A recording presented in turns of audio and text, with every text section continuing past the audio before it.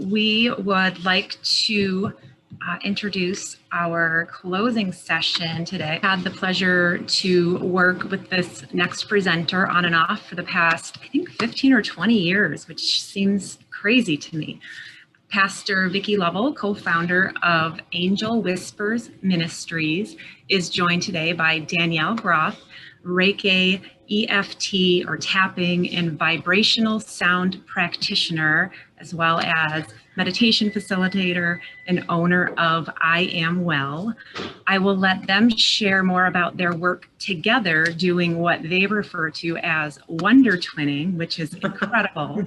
But if you all would please join me in welcoming Vicky and Danielle as this dynamic duo shares more about self-compassion in the midst of loss. Take it away, ladies. All right. Hi, everybody. Way to stick it out to the end. We're going to try to make it worth your while that you're still here. And we're grateful for Marianne and Jessica and all of the team at Northstar Reach who's put this event on for you. And we are grateful to be here. I am Vicky Lovell, and this is my partner in crime, Danielle Groth. So you heard a little bit about what we do, but we are what we call the Wonder Twins. And what that means is we do something a little bit unique. We combine spirituality with mindfulness, and we approach trauma and events in our lives through a different lens than maybe you're used to. So today we're going to teach you a little bit of maybe a tool for your tool belt that'll help you as you face grief in your life. And grief can be loss of any sort. Actually, good change in your life can result in grief. So I'm sure you've heard a lot about that today, but we just want to make sure that we teach a little bit about self-love and self-compassion on the journey. So we have a nonprofit called Angel Whispers Ministries, and with that we do wonder twinning with whomever is daring enough to do it with us. So we've had a lot of success in helping people go through the life situations. We do something called timeline mending.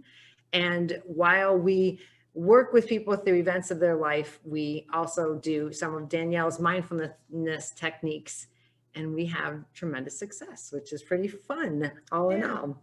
And I'm excited that I get to be one of the small groups of facilitators for the support groups for parents with chronically ill children at Northstar Reach. So I'm pretty happy about that too. So I'm happy to be here today. Miss Danielle. So the reason we chose the idea of self-compassion is because often in the midst of grief or any of these challenges that we go through, we take care of everybody else and all of the things that are happening in our outer world, and we forget about our inner world and we forget about ourselves.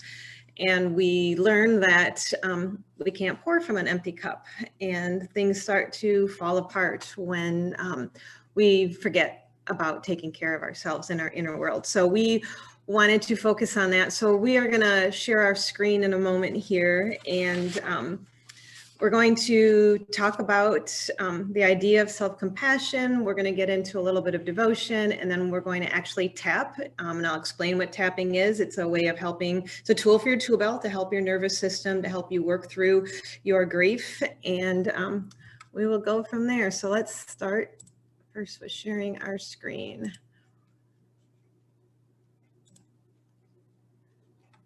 And hold on a second. All right, there we go. So where's my, sorry, working on moving things around on our screen here. So we're going to start with the idea of acknowledging your suffering without judgment. It allows you to begin it allows you to begin giving yourself the care and the love that you need. And so the idea of mindfulness and bringing in this tapping and bringing in the devotions and working on our inner world, it's just all about the idea of not being so hard on yourself, that you can look at things without judging yourself and just acknowledging what you are feeling in this space. So we're going to talk about that, tapping and then tapping. So I'm going to have Vicky get started here. So we're going to use this thing called 3 Components of Self-Compassion, and it's by a woman named Kristen Neff. Do you want to speak a little bit about Kristen Neff? Yeah. So Kristen Neff is been studying specifically self-compassion for over 20 years. She is the expert in the field. You can actually go to her website, or if you just Google Kristen Neff, I have her name up there on the screen so you know how to spell it. But she's got a ton of tools helping people to understand self-compassion, but we've taken her 3 basic components here that Vicky's going to speak to, and then we'll show you how we can use those moving forward to work towards our self-compassion and grief. So first we're going to look at self-kindness and self-judgment. And this really boils down to the way that little voice in your head speaks.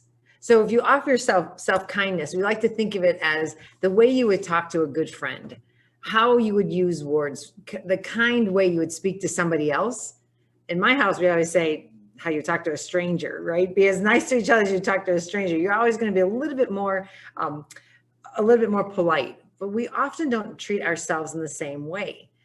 Imagine the self-judgment we do all the time. You know, think of that little voice in your head that constantly critiques you. Oh, I'm an idiot. Oh, I should have done this. Oh, always beating yourself up. Well, we're going to encourage through these 3 components of self-compassion for you to express a lot more self-kindness to yourself. And then when we look at the common humanity versus isolation, it's really easy when we get stuck in our grief to think that we're the only people experiencing it. Nobody would ever understand, oh, this is the worst thing in the world. Nobody possibly has ever felt this. And we start to convince ourselves that our experience is isolated. When the truth is, when you step away from that isolation, you look at it as common humanity, you realize that self-compassion actually allows us to see that suffering isn't a matter of personal inadequacy. It's actually part of the human experience, that all people suffer. So all people are on this journey together, and it's not this self-pity party. Instead, it is way more of us enjoying well, maybe not enjoying, but having a shared human experience. And then the 3rd component is mindfulness. When we talk about mindfulness, we can either take the experience we're having and we can run from it, and we can hide, and we can never acknowledge it, and we can pretend like it really doesn't exist, or we can acknowledge it. We can name it. We can sit in it. We can actually work ourselves through that grief because we've given it a name. And when we work through those emotions, whether they're good or bad, whether you name them for what it is the key, right? And that's what, when we are approaching our grief through a self-compassionate, mindful way, that we'll be doing. So those are some of the ways we're going to address self-compassion today.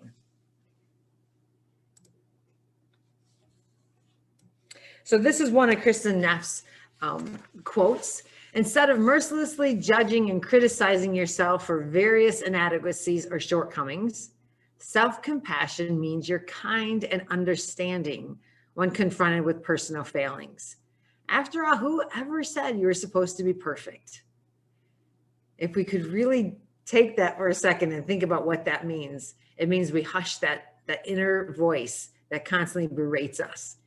And we give ourselves a little bit of, show ourselves that kindness that we need, that it's okay feeling the way we feel. So the idea of practicing self-compassion is that, you know, if we're not used to it, and a lot of us are not used to that, it's even giving yourself self-compassion for that, and realizing that you can be slow to learn, and that you might find that you can offer it at this one time, but maybe you're not going to be offering it to yourself at another time, and not beating yourself up over that either. So just allowing yourself to work into that. It's something that's new if you haven't really been practicing self-compassion. So being kind as you're doing it. And then when you become overwhelmed with these difficult emotions, also acknowledging that you don't have to go all in either, that you can, you know, sometimes just pull back, and maybe the only thing you can do for the day is take your dog for a walk, or you've managed to sit down and have a warm cup of tea and you just stare out the window. that's okay. That works too. It doesn't have to be some grand, huge gesture that you're doing for yourself. It's even just taking those small, tiny steps. And you start to continue to do that and you build this habit. And then you're planting these seeds and you start to realize that, oh, well, maybe I don't need to go to my phone right now and get lost in Facebook and see somebody else's, perfect life that we all know on Facebook is not the truth. Or maybe we go and we grab the ice cream out of the freezer and we sit and we eat, any of the things that we do to distract ourselves to avoid what we're doing. The more that we start to practice even little bits of self-compassion, the easier it becomes. And you actually start to crave the self-compassion component instead of the ice cream or the Facebook or something of that effect. So being a pastor, I deal with grief often. I deal with a lot of end of life situations, and I walk with people on their journeys of illness or loss. And one of the most common things I hear as somebody's trying to comfort themselves is, well, I know God only gives me what I can handle. And if you've ever said those words to yourself, I want you to apologize to yourself right now, because the truth is, it's not about what you can handle. We were created by this unbelievable creator, and that means we need that creator. So this particular verse reminds me that this isn't about what I can handle. This is about having this God who loves me. So in 1 Corinthians, it says, God is faithful. That's key. He will not let you be tempted beyond what you can bear. But when you are tempted, he will also provide a way out so that you can stand up under it. So instead of the phrase being, God will only give you what you can handle, it should really be, God will only give you what God can handle. Because God will be the one who will be faithful. God will be the one who will provide the way out. If we could handle everything on our own, we wouldn't need a savior. So the fact that we are created to be dependent on our creator tells us that everything that comes at us in this life is going to be too much for us to bear. But God will provide a way. Meaning we need God. Meaning we need to lean into our Savior. Meaning we need to lean into the power of Christ, or if whatever it is that you believe your higher power to be. And so this is one of the things, and I practice the Christian faith, and one of the things that we learn is what looks like the weakest moment of Christ's existence was when he hung on a cross. But it was at that moment where his greatest strength came, because he overcame the grave. And I often have to remind myself, when I look like I might be at my weakest, is maybe where God will breathe the most strength into me. And that is one of the things that I remind people as we walk in grief, is that it's not for you to do alone. It's not for you to have to say, I got this figured out, I can handle it. That is not the purpose of suffering in this world. In suffering in this world, we're taught to lean into our higher power. And we're taught to communicate and to process and to pray through our Creator. Another Bible verse that we have is the Psalm 119. I absolutely love Psalms. Anybody that knows me as part of the world of clergy knows that the Psalms are my favorite thing, because the psalmist was able to communicate all human emotions into a written word. And sometimes when we're distraught with grief, when we are paralyzed by the emotions that we're feeling, we can't even form words. But the psalmist did an amazing job of yelling out to the Creator. In fact, a third of the Psalms that were ever written are called the Psalms of Darkness. These are Psalms where David gets credit for writing these. David is just yelling out to God. Where are you? Why have you forgotten me? I mean, all of this. In fact, in the one we have up on the screen, I call with all my heart, answer me. And this is okay for us to express these emotions and to yell out to God. It's okay. In fact, I've been taught that when we really want to express our anger towards God, or our questioning about God's abandonment as it might feel, is to take a psalm and to go into a secluded place and scream it. Or maybe you want to sing it because they're hymns. And if by the time you get done with any psalm, whether you're reading it, whether you're writing it, whether you're singing it or screaming it, you will recognize that even the Psalms of darkness end up in Psalms of praise. And what that means is they always end up in recognizing that God never abandoned the person. So I'll just read this one to you. I call with all my heart, answer me, Lord, and I will obey your decrees. I call out to you, save me, and I will keep your statutes. I rise before dawn and cry for help. I've put my hope in your word. My eyes stay open through the watches of the night that I may meditate on your promises. And when we recognize that there is a higher power in the midst of our grief with us, because we are all created from something. So regardless of what your belief system is, you are a created being. And there's a promise that whomever it is that created you will be with you. And that's what the beauty is of these Psalms. You can recognize that those promises are everlasting. If we go to our last scripture verse that I wanted to share, this is probably one of the most famous, Romans 8:28. And we know that in all things, God works for the good of those who love him, who have been called according to his purpose. And the common phrase that has been derived from this is all things happen for a reason. Well, some people love that. Some people hate that. However it is that you feel about that, what's being expressed here in this particular verse is that there's a blessing in every burden. And sometimes in the middle of our pain, we cannot see that blessing. But I can tell you, after walking with so many people over the past decade, as they were crossing to the next life, I can tell you that in that pain, there was always something of gratitude that was expressed. It's very rare where you get somebody who doesn't find some sort of a blessing. And I looked to a situation we had today where a woman had terrible kidney stones, and it was terrible. She, was in so much pain that she was hospitalized. And in that burden, the blessing was they found a tumor in her kidney that now they can address with oncology. That never would have happened if that other pain didn't happen. And so what it means is that God, sometimes it feels like God is breaking us, but in that breaking, it's where God is setting us and God is putting us on a different path. So it doesn't justify why death happens or why loss occurs. But in that, when we look to God doesn't take that pain and make it not worth something. God can take all of the pain and suffering we've been through and beautifully create new life out of it. Because that's what our Creator does. Takes literally ashes and creates life out of ashes. So whatever pain you're walking through, whatever loss you've experienced, having a Creator who loves you so dearly, you can have this promise close to your heart, knowing that in that pain, something will be birthed. Some new life will come from it. I want to close with one that this isn't on our screen, but I think it's worth reading. In John 16:22, it says this: "Therefore you too have grief now, but I will see you again, and your heart will rejoice, and no one will take that joy away from you."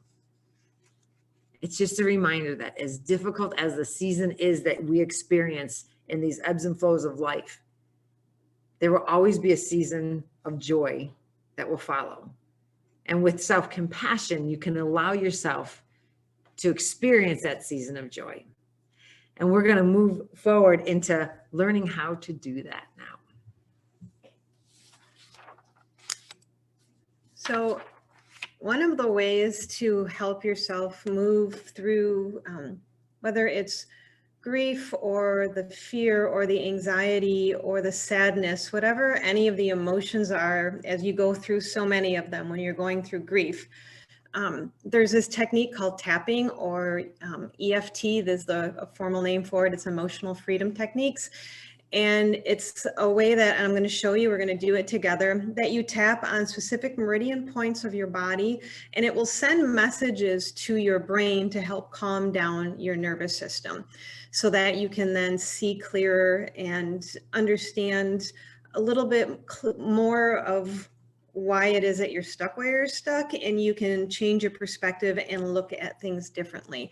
And even if it's just where you can't even get out of bed that day, it can help to train your brain to think and see a little bit differently, to maybe help you at least get, out of bed and move to the next space. Or if it's just trying to have a difficult conversation that you need to have, it will help to put your mind in a better state so that you can have that conversation.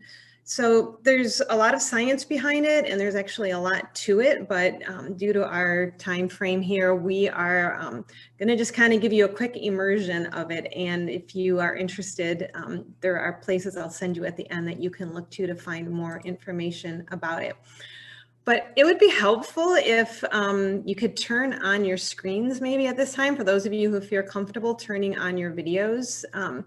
Partly because there's something called borrowed benefits that you get when you are tapping.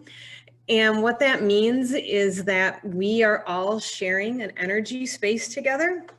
Even if we're not in the same room, we are all connected. We all have God's DNA in us, which means we are all connected. So as we work on ourselves, we are also working on other people. And that's true for your self-compassion. As you work through some of these things, you're helping the other people in your family as well deal with things. So as you improve your mood and your attitude and your viewpoint, you're also going to be helping them, because you're going to be looking at things through a different lens, and you'll be speaking different words and sharing different energies with them. So what I'll do is I'll show you the tapping points, and then I've written a script that we can go through together to kind of deal with some of these things. So these points, like I said, they're all related to some part of your nervous system. And it's kind of funny. The idea is really that they touch on literally everything. So at some point you've managed. So no matter where it is you're feeling something in your body, we will touch on it. So it starts always with the karate chop part of the hand. And let me get back to this here. So it's the side with your pinky, and it's a little bit further down, and that's going to be where we start at. And we're going to create what's called a setup statement, and I'll explain that in a moment. And then from there, we come to right where your nose and your eyebrow start on that curve. And you just take, it doesn't matter what hand, either one, and just a couple of fingers, and you'll tap on that. And you usually tap about 5 or 6 times per side, or per time. And then you come to the side of the eye, right where the bone is at.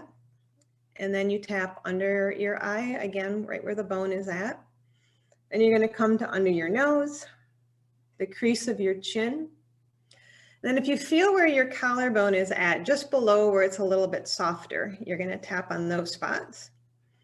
And then under your arm, about 3 or 4 inches, where like a tank top would hit or a bra would hit. And then the top of your head closer towards the back, that little bit of that softer spot. So I know this looks really goofy, and you kind of, maybe feel like, ooh, or, who knows what. But I promise you this works, and it works really quickly.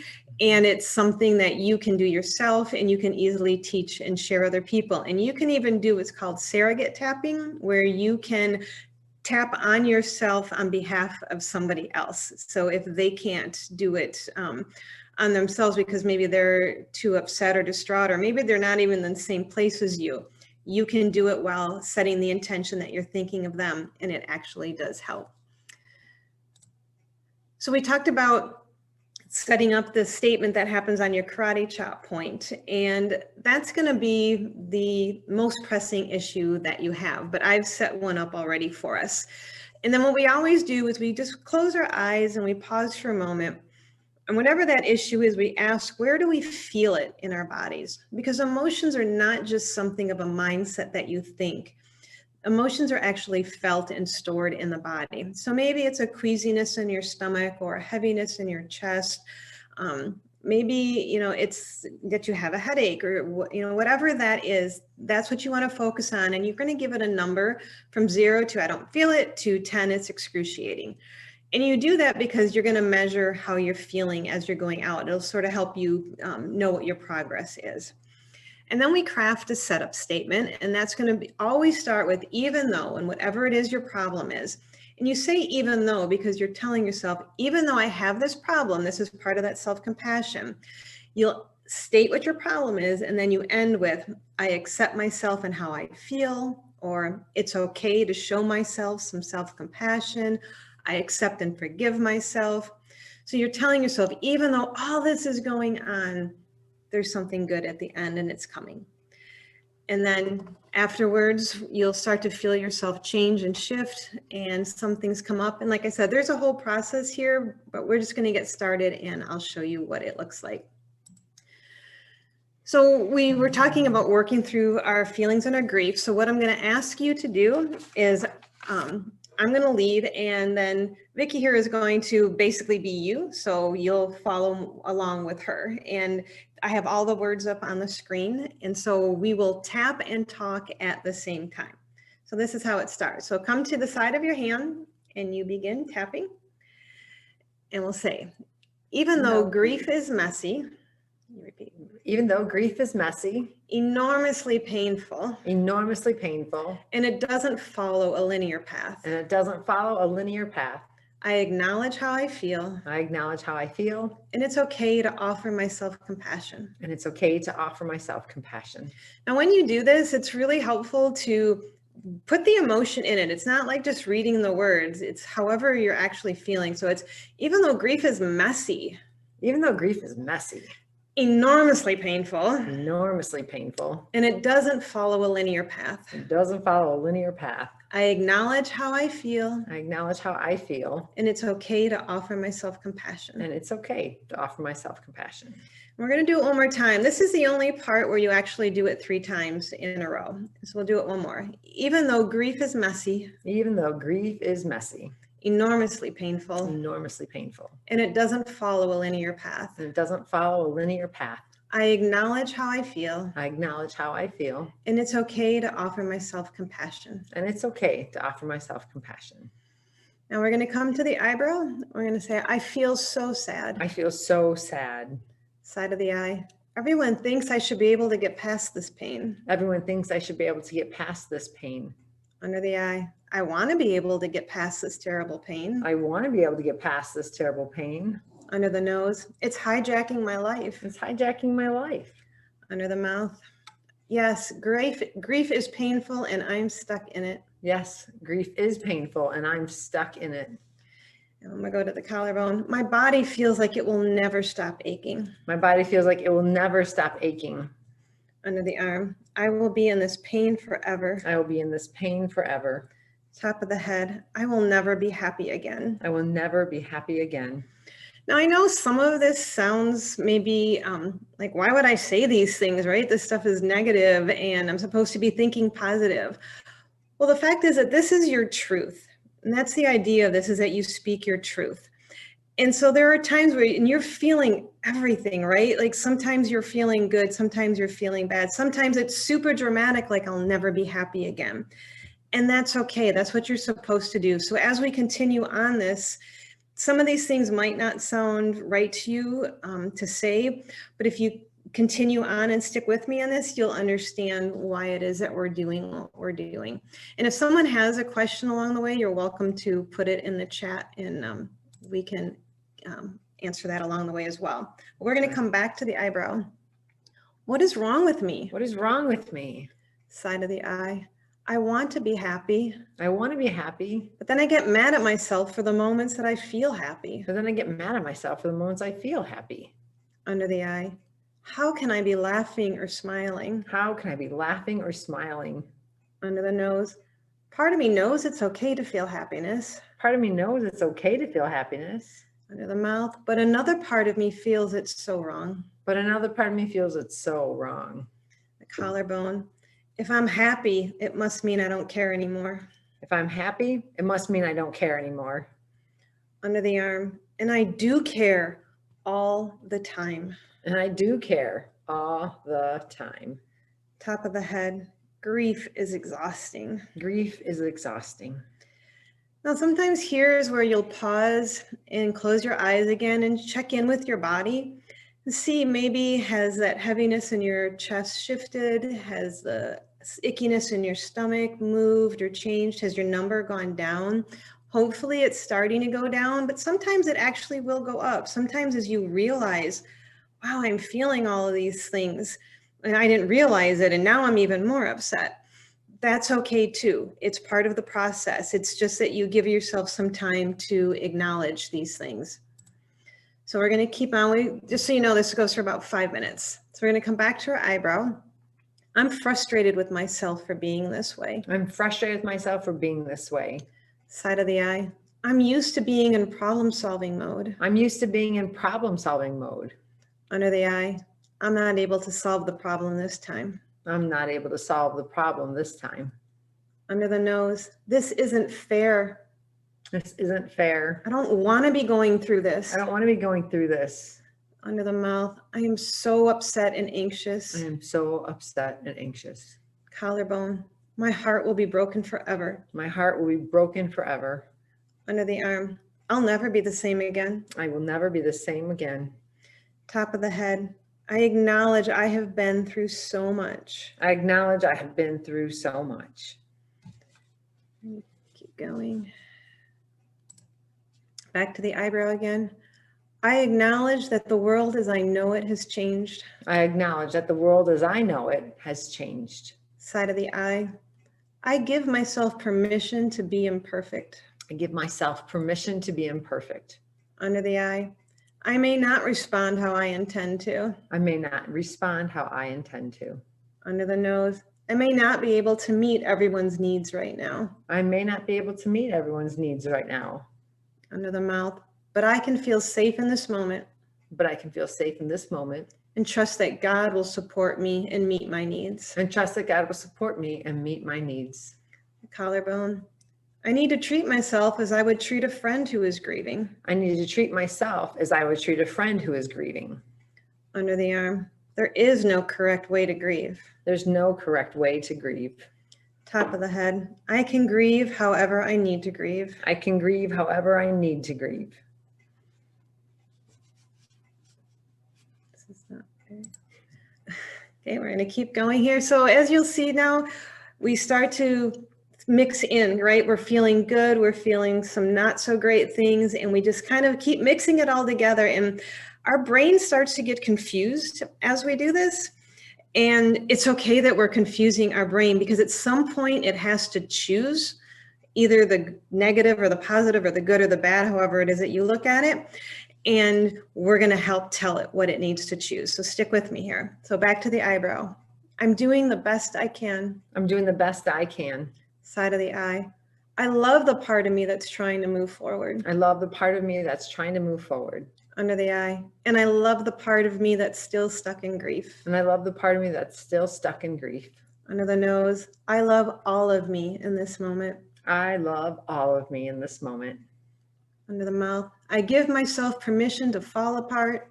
I give myself permission to fall apart. And cry and yell. And cry and yell. And whatever else I need to do to acknowledge all of my emotions. And whatever else I need to do to acknowledge all of my emotions. The collarbone.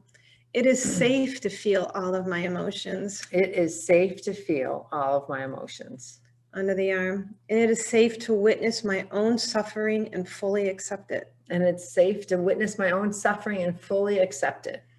Top of the head. Feeling safe to express my grief now.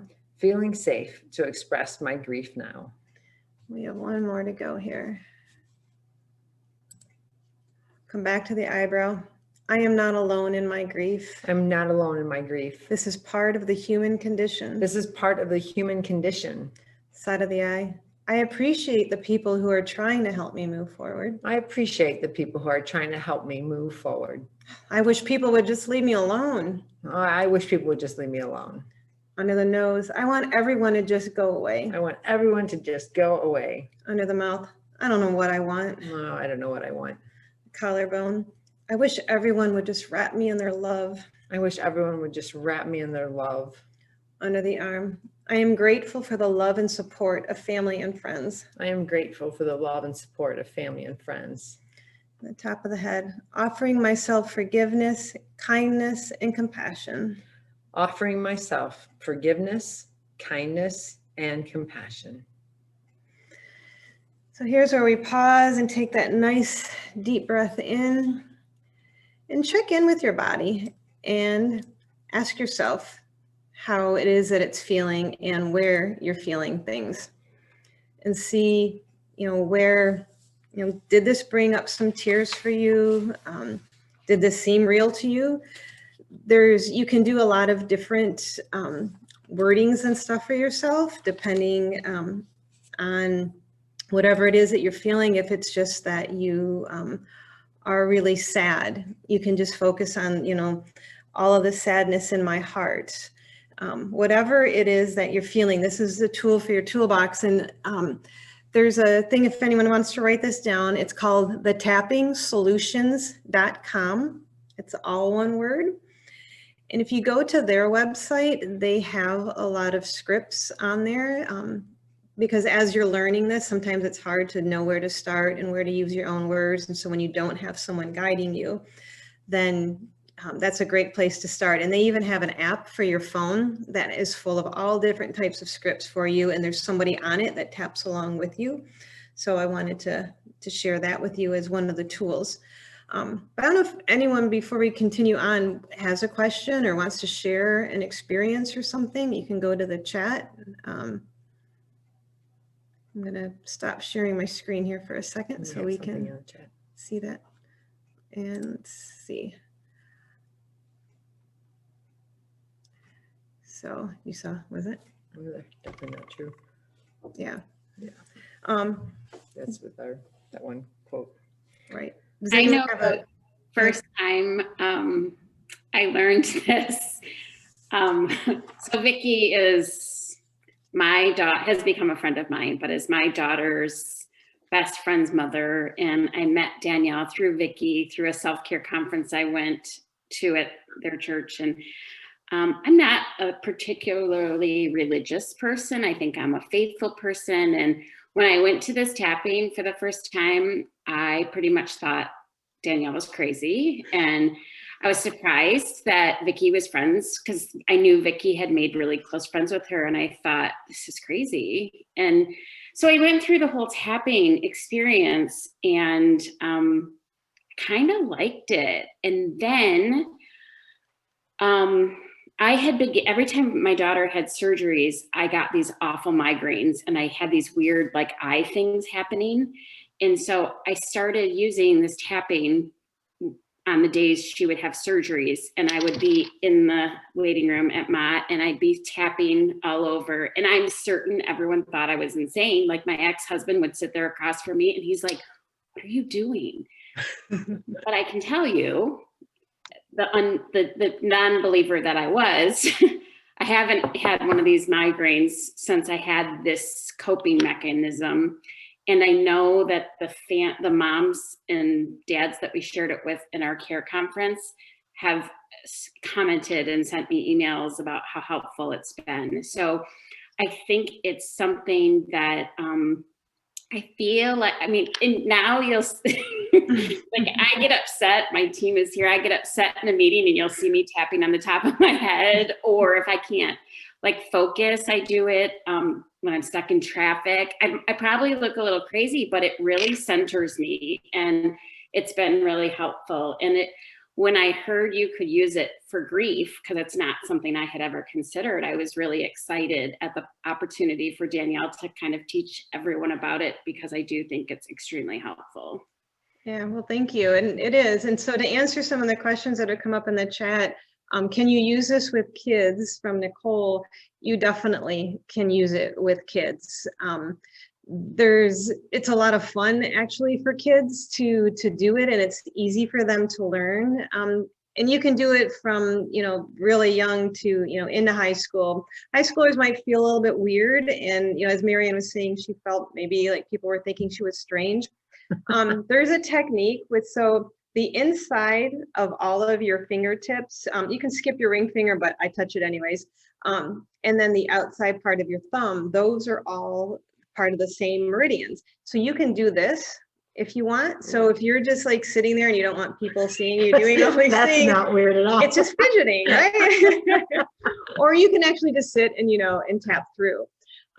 Those soft spots right here, these are, you can just rub them in circles, and those are helping to be calm. And it's a great thing else, you know, to teach the kids too. So if they're starting to get frustrated, you just have them pause and do this. I can stand up here for a second, where your hands, naturally your fingertips touch at the side of your legs. Those are calming points, and you can just sit there and do one of these. And so, you know, if you're sitting down and your legs are crossed, you know, you can just tap on those spots too. So those are all simple things when you're in situations where you can't be doing the whole thing that you can work on. Let me just comment on Yeah. that. I used to teach for 20 years prior to being a pastor, and we used something called Brain Gym, and Brain Gym incorporated all of these same pressure points that tapping has. So you might see this packaged a little bit differently in certain areas, but like these soft spots here, we called them brain buttons, and we would sit with like 3 and 4-year-olds and hit your brain buttons, and it would bring the, you know, the tension in the group down, or the kid who was hitting somebody else would calm. So this will be packaged in several different ways, but it isn't only for grief or trauma. This, I mean, Danielle's done it with, she got people to stop craving certain foods and things. So There's a whole weight loss program. this is like a big deal, people. Yeah. This does need to be used with caution. And it's called emotional freedom techniques. There's an S on the end. There are 48 different techniques within this. I'm showing you the basic recipe, the simplest one that there is.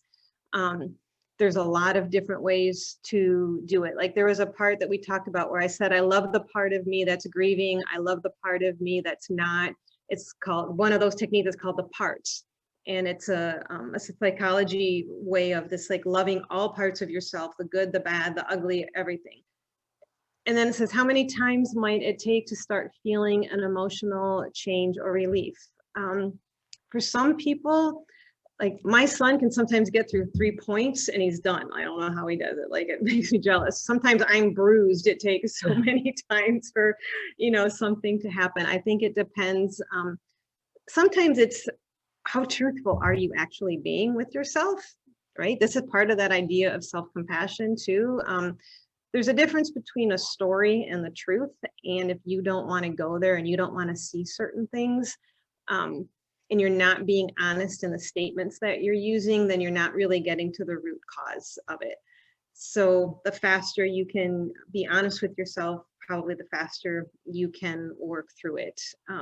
But I can say that it can get you through, you know, usually like if you're, you know, in traffic or something like that, and you're really frustrated or you're stressed out because you have to give a presentation at a meeting or something like that, you can probably do 2 rounds of it and really calm yourself down pretty quickly. And there's other things, it mixes in the EMDR, for any of you who are familiar with the eye movements. There's another technique called the 9 gamut, which involves that, which also helps to calm things down really quickly as well. So we use this often in our Wonder Twinning. So we have people kind of just give us a timeline version of their life story. And Danielle, I will guide the conversation, and Danielle takes notes. And in doing so, we both come up with kind of like the roadblocks in the person's story that we can find. And that lends itself into an easy way of doing tapping on those particular features. But what you'll realize, it's like peeling back the layers of an onion. As you start to think, oh, maybe I'm upset because of this, as you tap, and as people start to put their own dialogue in, as opposed to a script like we have, it will all of a sudden, the real root of behavior starts to be exposed. And that's where, Alice, referring to yours, when it's a complex trauma, you might have lots of layers underneath there that you're going, oh dear, I don't know what, I'm not equipped to deal with that lower layer. But for your own personal growth, I will tell you, Danielle's done this to me. I've been the guinea pig for the last many years. And we've gotten to things that I didn't even know was baggage, that we've gotten to the root of it from like 2nd grade, right? Like who thought I was lugging that around? But it informed the way I made decisions, you know, now into my late 40s, of going, holy moly, like that's stuck around for a while. And in tapping, we were able to acknowledge it, become aware of it, and move past it and through it and past it. And it's beautiful. That's where the freedom comes in. So that's why this is such a beautiful gift, I think. Yeah. And, so one of the things that we have too that we can tap through, I have one more script to share with you, is you can actually tap, if any of you like chant mantras, or if you have a poem that you love that makes you feel really happy or emotional or something, you can tap while saying that. You also don't have to say anything. You can just touch the points and tap. That's, a possibility too. But I'm going to share my screen one more time with you. And I'm going to show you how you can use prayer and how you can tap through that. So this is just the one page right here. And this was just a short prayer that we have. So if you come back to your karate chop point, and we'll start here. So even though life's tragic events lock us up in a personal cage of despair, even though life's tragic events lock us up in a personal cage of despair, I am open to allowing God to work through me and heal my heart. I am open to allowing God to work through me and to heal my heart. We're going to do that 2 more times.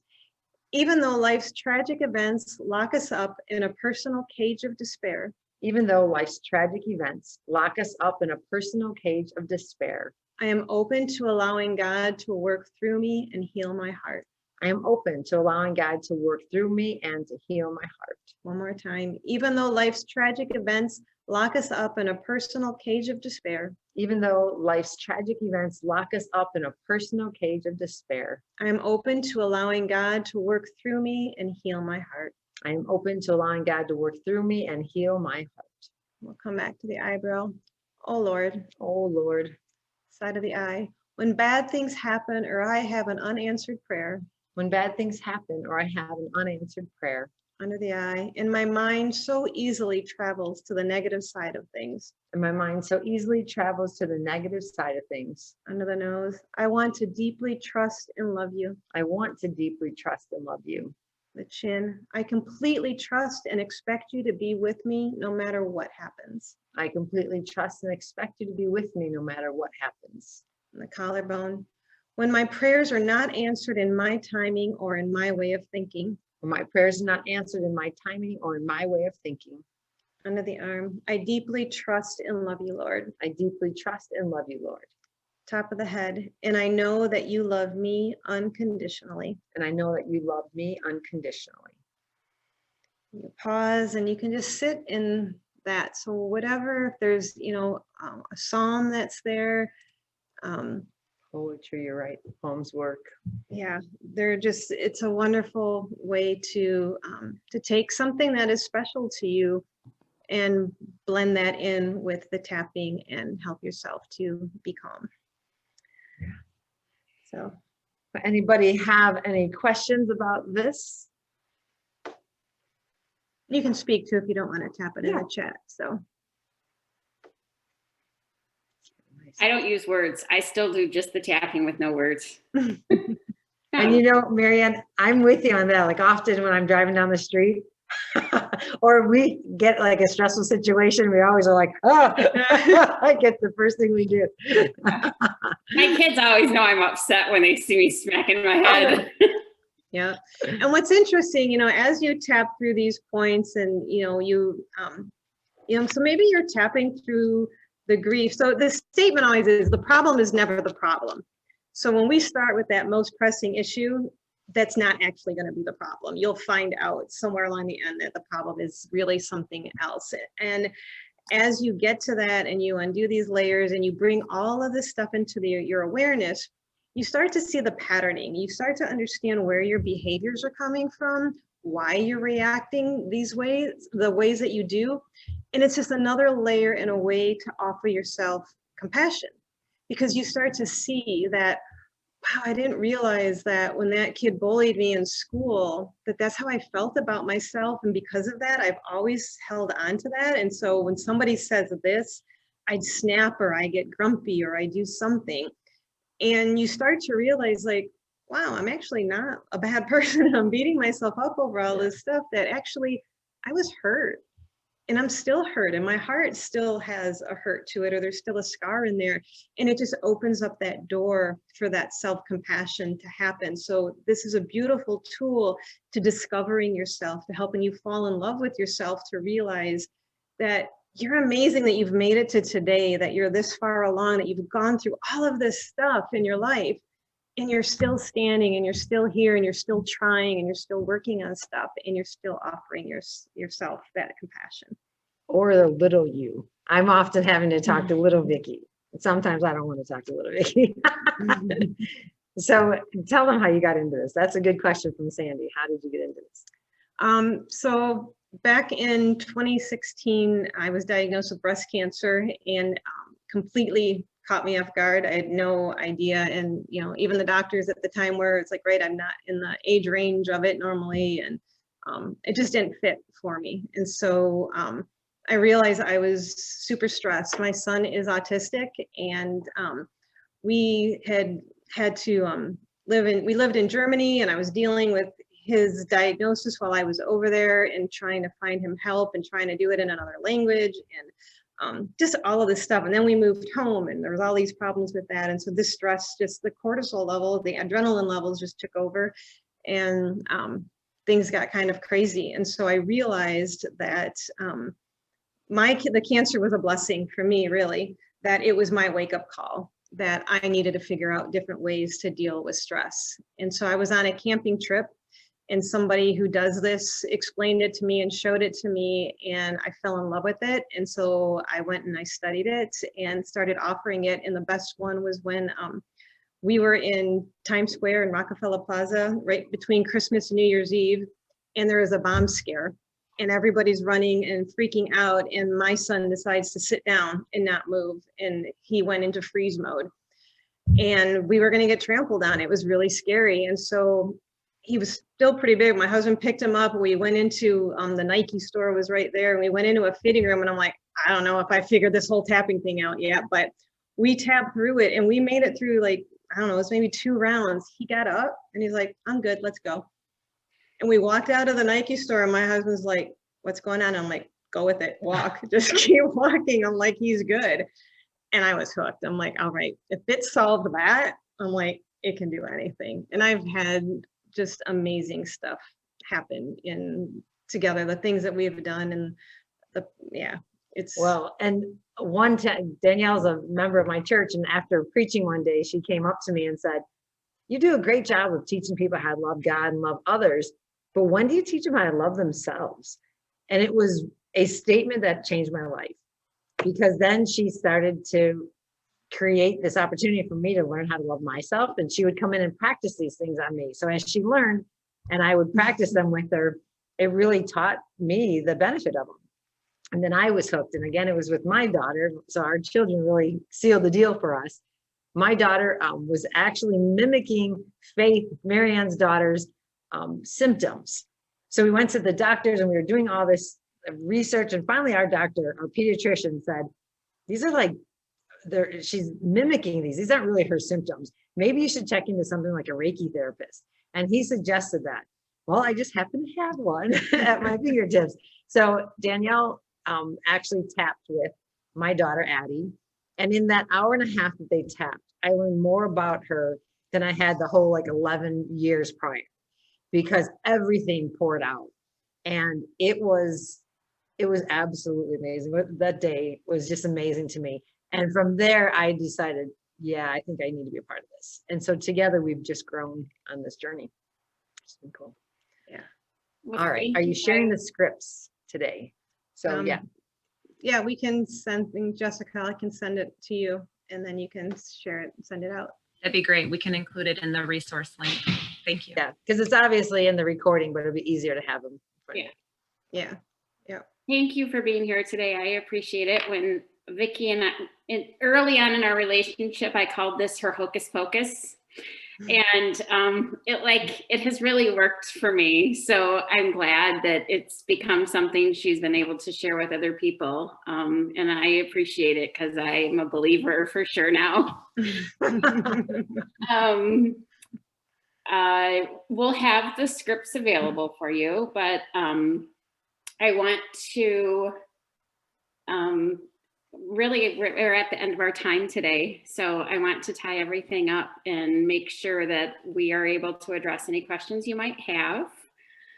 I see there's one left here from how I learned. So no, I didn't learn everything from the tapping solution. The tapping solution was kind of my starting point, but it's called EFT Universe. And so Dawson Church is kind of who's really taken tapping and made it into this huge something. He's a PhD and he's done all of the research. And so he's brought it into mainstream. So like now the Veterans Hospital uses this. It's amazing for PTSD. And he's the one who's been spearheading all of that. So if you go to EFTuniverse.com, you can find out, you can actually do this online now. They offer online classes and stuff there. Since COVID, everything for his has moved on, which makes it even more accessible to people. So that's a great place to do it. And then as for my cancer, actually, so I am on April, 12th, I will be 5 years cancer free. So thank you for taking the time today to take care of yourselves and for focusing on something that is so important and letting us be a part of this process with you. It means a lot to us as practitioners that we can be there for our community and the community for which we serve. So many of you are healthcare providers, and as somebody whose life is dependent on healthcare providers, the fact that you're here and this is important to you means so much to me. It's really pretty significant to us. So thanks for being here and enjoy the rest of your evening.